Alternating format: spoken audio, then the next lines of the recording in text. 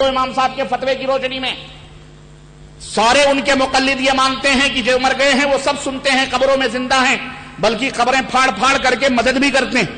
ہمارے یہاں امام ابو حنیفہ کے رحمت اللہ علیہ کے ماننے والوں کے کئی گروپ بھی ہیں۔ معذرت کے ساتھ نام لینا گناہ تو نہیں ہے، نام لے سکتا ہوں کہ نہیں لے سکتا ہوں؟ دیوبندی بھی ہیں، بریلوی بھی ہیں، قادیانی بھی ہیں، اور دوسری جماعتیں بھی ہیں، مانتی ہیں امام ابو حنیفہ رحمت اللہ علیہ کو۔ لیکن سوال ایک، امام ابو حنیفہ رحمت اللہ علیہ کو کئی گروپ مانتے ہیں یہ سب، اور یہ مصیبت تو یہ بھی ہے کہ یہ ایک دوسرے کو غلط بھی کہتے ہیں، گمراہ بھی کہتے ہیں، کافر بھی کہتے ہیں، آپس ہی میں لڑتے اور جھگڑتے رہتے ہیں۔ لیکن امام صاحب کا جو عقیدہ ہے اس عقیدے کو یہ کوئی بھی نہیں مانتے، امام صاحب کو عقیدے سے باہر کیا ہوا ہے۔ کیوں؟ اور یہ سارے گروپ جو ہیں، یہ ایک بات اور بھی بتاؤں، یہ سارے گروپ اس بات کا عقیدہ رکھتے ہیں کہ بزرگان دین مرنے کے بعد بھی قبر میں، یہ اور بات ہے وہ اپنے اپنے ولیوں کے لیے تسلیم کرتے ہیں۔ ہمارے ہاں بیچارے یہ تبلیغی جماعت، یہ دیوبندی جماعت جو اپنے آپ کو سب سے بڑے موحد سمجھتے ہیں اور کہتے ہیں ہم بڑے موحد ہیں، توحید پرست ہیں، لوگوں کو بھی بتلاتے ہیں، لیکن حکایات اولیاء ہو یا ارواح ثلاثہ ہو حکیم الامت اشرف علی صاحب تھانوی کی، آپ ان کی کتاب اٹھا کر کے دیکھیں، باقاعدے مولانا محمود الحسن کے بارے میں، قاسم نانوتوی کے بارے میں یہ بات واضح طور پر لکھی ہوئی ہے کہ جھگڑے میں باقاعدے حضرت کو قبر میں پتہ بھی چل گیا کہ دو دیوبند کے مولویوں میں جھگڑا بھی ہو رہا ہے، اور پھر ایک دن ایسا بھی ہوا کہ تہجد کے وقت نکل کے آئے قبر سے باہر، ہاں قبر سے باہر نکل کر کے آئے اور سبق بھی دیا، مولانا سے کہہ دو کہ اس جھگڑے میں نہ پڑیں۔ ہم نے کہا یا اللہ، مولانا کو مرے ہوئے زمانہ ہو گیا، دو مولوی 2 ہفتہ 10 دن میں لڑے ہوں گے، مولانا کو قبر کے اندر کیسے پتہ چل گیا؟ کون جاسوسی کیا کہ مولانا 2 مولوی لڑ رہے ہیں؟ اور پھر وہ قبر پھاڑ کر کے کیسے نکل آئے؟ تو اگر یہ قبر پھاڑ کر کے نکل سکتے ہیں تو ہمارے یاروں کے بزرگ تو ماشاءاللہ مزار بھی پھاڑ کے نکل سکتے ہیں۔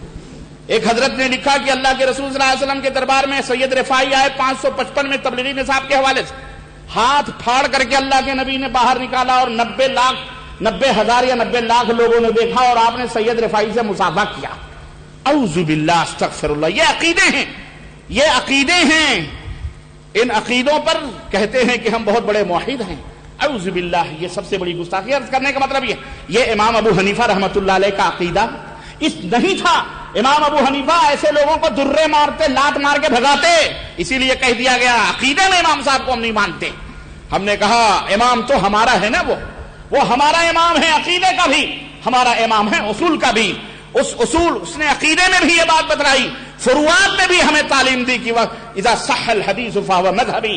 اے لوگوں سنو، میں انسان ہوں، غلطی کرتا ہوں، جب کبھی تمہیں صحیح حدیث مل جائے میرے فرمان کو دیوار پہ مار دینا، نبی کی باتوں کو لے لینا۔ اصل مقلد، اگر مقلد یہی ہے تو اصل تو امام ابو حنیفہ کے ماننے والے ہم ہیں، امام شافعی کے ماننے والے ہم ہیں، امام مالک، امام احمد بن حنبل کے ماننے والے ہم ہیں، جن کا ایمان، عقیدہ سب کچھ ان کے فرمان کی روشنی میں ہے کہ نہیں ہے۔ یہ تقلید جیسا کہ میں نے بتایا اندھے کو کہتے ہیں، جاہل کو کہتے ہیں، یعنی بغیر کسی دلیل اور بغیر کسی دلیل اور ثبوت کے کسی امتی کے پیچھے چلنے کو تقلید کہتے ہیں، اور یہ اسلام کے اندر حرام ہے، اور تمام قرآن میں بھی ممنوع، اور رسول نے بھی، اور خود ائمہ کرام رحمہم اللہ نے بھی اس کو منع فرمایا۔ امام ابو حنیفہ رحمۃ اللہ علیہ کا فرمان ہے اذا صح الحدیث فهو مذہبی، صحیح حدیث ملے وہی میرا مذہب ہے۔ امام مالک، امام شافعی، امام احمد بن حنبل اور دوسرے ائمہ سب کے سب یہی کہتے ہیں کہ اے لوگوں، میرے فرمان کو، میری باتوں کو دیوار پہ مار دینا، اللہ کے نبی کو بات کو لینا نہیں، ورنہ میں چیلنج کر کے اپنی بات میں اختصار کے ساتھ لے کے جانا چاہتا ہوں، میں چیلنج کرنا چاہوں گا، جاؤ پوری دنیا کے مفتیوں کو اور ان مقلد مفتیوں کو جمع کر لو اور ان سے کہو جاؤ، کوئی ایک قول قرآن سے تو نہیں لا سکتے، حدیث سے تو نہیں لا سکتے، امام ابو حنیفہ رحمت اللہ علیہ کا، امام شافعی کا، امام مالک کا، امام احمد بن حنبل کا کوئی ایک قول لا کے بتا دو کہ انہوں نے کہا ہو کہ اے لوگوں، میرے نام کا مذہب بنانا اور میری تقلید کرنا۔ جاؤ۔ اللہ اپنے بارے میں فرماتا ہے یا ایھا الذین آمنوا اطیعوا اللہ، اے ایمان والو اللہ کی اطاعت کرو۔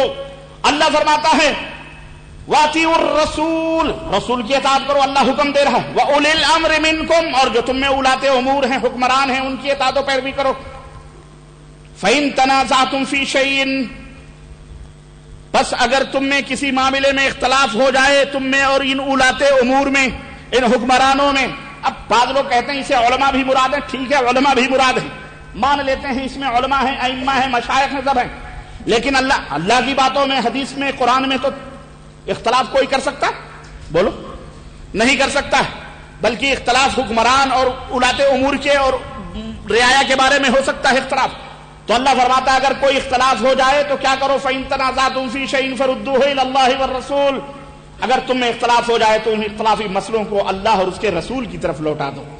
کوئی بھی جھگڑا ہو، کوئی بھی معاملہ ہو، اللہ اور اس کے رسول کے پاس لے جاؤ، وہ جو فیصلہ کریں ان کو تسلیم کریں. ہے کہ نہیں؟ یہ اصول ہے، یہ ضابطے ہیں. جھگڑا کرنے کی ضرورت نہیں ہے، نفرت کرنے کی ضرورت نہیں ہے. اتحاد قائم ہو سکتا ہے اللہ کے فرمان پر، اللہ کے قرآن پر اور رسول اللہ صلی اللہ علیہ وسلم کے فرمان پر. امتی تقلید شخصی خود ائمہ رحمہم اللہ نے حرام قرار دیا ہے، اور فرمایا امام ابو حنیفہ رحمہ اللہ حرام ہے علی من، اس شخص کے اوپر جو میرے کسی ایسے قول پر فتوا دے جس کی من لم یعرف دلیلی، جو میرے قول کے دلیل کو نہ جانتا ہو، اس کے لیے حرام ہے فتوا دینا. ائمہ رحمہم اللہ بیچارے بری ہیں. ائمہ رحمہم اللہ، سنو مسلمانوں، تم حنفی ہو، شافعی ہو، مالکی ہو، قادری ہو، چشتی ہو، نقشبندی ہو، رضوی ہو، کچھ بھی ہو، ہمیں اس سے کوئی لینا دینا نہیں ہے. ہم تمہیں اللہ اور اس کے رسول کی طرف بلا رہے ہیں. سنو، امام صاحب رحمت اللہ علیہ نے نہیں فرمایا کہ حنفی بنو، اللہ نے نہیں فرمایا حنفی بنو، رسول نے نہیں فرمایا حنفی بنو، شافعی بنو، مالکی بنو. اسی طرح صحابہ نے نہیں فرمایا، اسی طرح ائمہ رحمہم اللہ نے نہیں فرمایا حنفی بنو، شافعی بنو. پھر کس نے کہا؟ کہتے ہیں لوگ علماء نے کہا. کس نے کہا؟ کس نے کہا کہ ان کے پیچھے پیچھے چلو؟ اللہ اور اس کے رسول کا فرمان. سبوں نے یہ کہا اللہ اور اس کے رسول کے پیچھے چلو اور کسی کے پیچھے مت چلو. یہ واضح طور پر ثبوت ہے، دلیل ہے.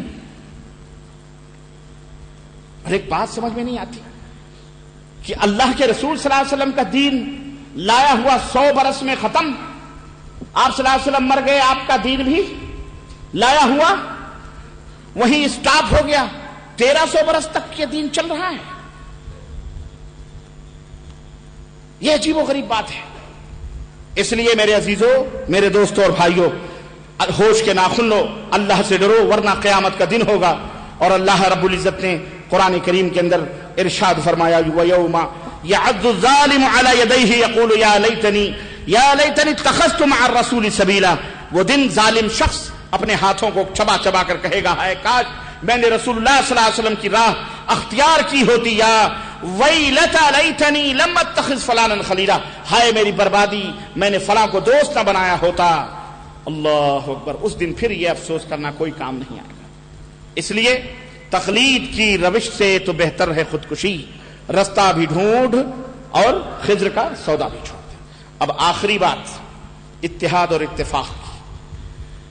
اس وقت ہم جن حالات سے گزر رہے ہیں، بہت سارے ہمارے مولوی جب عاجز آ جاتے ہیں، کیونکہ ان کے آدمی جب سدھرنا شروع ہوتے ہیں تو وہ اپنے جماعتوں میں، اپنے لوگوں میں یہ کہتے پھرتے ہیں، یہ لوگ فتنہ پھیلاتے ہیں، آج ہم کو پولیس پکڑ کے لے جا رہی ہے، ہم کو فلانا ستایا جا رہا، ہم دنیا عالم اسلام میں بڑی پریشانی ہے، مسلمان ظلم و ستم کا شکار ہیں، یہاں کٹ رہے ہیں، وہاں پٹ رہے ہیں، اور یہ لوگ تقلید اور غیر تقلید کی بات کرتے ہیں.